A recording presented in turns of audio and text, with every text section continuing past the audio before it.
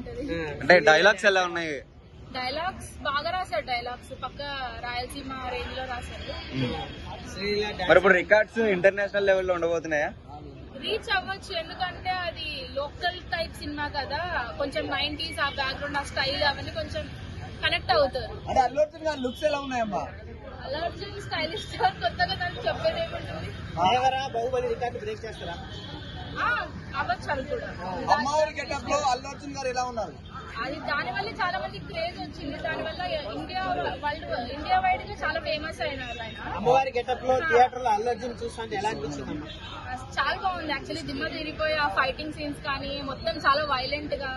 Baahubali record break చేస్తారా? 2000 reach అవ్వచ్చు అని అనుకుంటున్నారు అంత ఎక్స్పెక్టేషన్. శ్రీలీల ఐటమ్ సాంగ్ తను ఆల్రెడీ డాన్స్ బాగా చేస్తారు కాబట్టి అల్లు అర్జున్ డాన్స్ బాగా చేస్తారు. అంటే ఎన్ని కోట్లు కలెక్ట్ చేస్తుంది అనుకుంటున్నారు మీరు? అదంతా తెలీదు. 1 లో సమంత చేసింది కదా, మరి 2 లో శ్రీలీల.